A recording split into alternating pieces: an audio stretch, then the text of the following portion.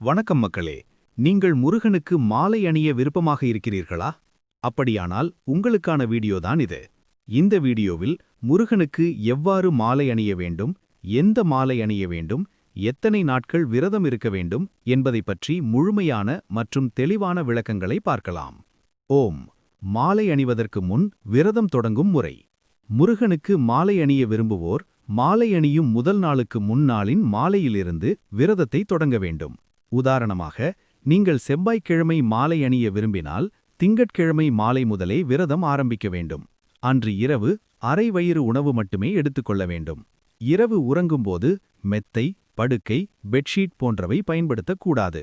வெறும் தரையில் வேட்டியோ அல்லது துணியோ விரித்து அதன் மேல் உறங்க வேண்டும். மாலை அணியும் நாள் செய்ய வேண்டியவை.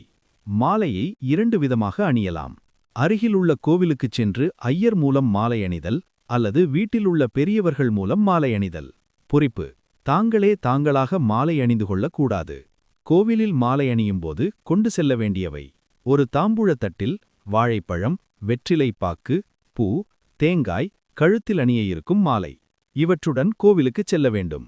வீட்டிலேயே மாலை அணிய விரும்பினால் மேற்கண்ட பொருட்களை தாம்பூலத்தில் வைத்து முருகனுக்கு படைத்து வீட்டிலுள்ள பெரியவர்கள் மூலம் மாலை அணிய வேண்டும். எந்த மாலை அணிய வேண்டும்? முருகனுக்கு மாலை அணிவோர் 2 மாலைகள் அணிய வேண்டும்.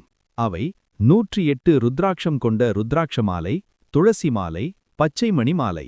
இவற்றில் ஏதேனும் 2 மாலைகள் அணிய வேண்டும். மாலை சுத்தம் செய்யும் முறை. மாலையை வாங்கியதும் வீட்டிலுள்ள ஒரு பாத்திரத்தில் பால் அல்லது பன்னீரில் ஒரு நாள் முழுவதும் ஊற வைத்து அடுத்த நாள் அணிய வேண்டும்.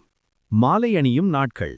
முருகனுக்கு மாலை அணிவோர் பொதுவாக 48, 21, 18, 12, 6, 3 நாட்கள் மாலை அணிவார்கள். உதாரணமாக, நீங்கள் தைப்பூச திருவிழாவுக்கு மாலை அணிய விரும்பினால் தைப்பூசத்திலிருந்து 21 அல்லது 48 அல்லது 18 நாட்களுக்கு முன் கணக்கிட்டு அந்த நாளிலிருந்து மாலை அணிய வேண்டும். உடை மற்றும் ஒழுக்க விதிகள். பச்சை மற்றும் நீல நிற ஆடைகள் மட்டும் பயன்படுத்தவும். கருப்பு, வெள்ளை நிற ஆடைகளை தவிர்ப்பது நல்லது. வேலைக்கு அல்லது வெளியே செல்லும்போது கழுத்தில் மாலை அல்லது துண்டை கட்டாயம் அணிய வேண்டும். பூஜை செய்யும் முறை. காலை 7 மணிக்குள் பூஜை முடிக்க வேண்டும். மாலை 6 மணிக்கு மேல் பூஜை தொடங்க வேண்டும். பூஜையின் போது வேல் மாறல் அல்லது குறைந்தது 6 திருப்புகழ் பாடல்கள் படிப்பது சிறப்பு. நெய்வேத்தியமாக தங்களால் இயன்றதை சமர்ப்பித்தால் போதுமானது. சரியாக செய்ய வேண்டியவை. தினமும் காலை 6 மணிக்கு முன் எழுந்து கொள்ள வேண்டும். காலை மற்றும் மாலை இருவேளையும் குளிக்க வேண்டும். காலை மற்றும் மாலை இருவேளையும் பூஜை செய்ய வேண்டும். முருகனுக்கு விளக்கேற்றி வழிபட வேண்டும். வெளியே செல்லும்போது மேல் துண்டு கட்டாயம். 3 வேளையும் எளிய உணவு மட்டும். பூஜை முடிந்தபின் சந்தனம், குங்குமம், விபூதி நெற்றியில் கட்டாயம் வைத்துக்கொள்ள வேண்டும். தவறாக செய்யக்கூடாதவை: நகம், முடி வெட்டக்கூடாது. அசைவம் கலக்காத தனி பாத்திரங்கள் மட்டும் பயன்படுத்த வேண்டும்.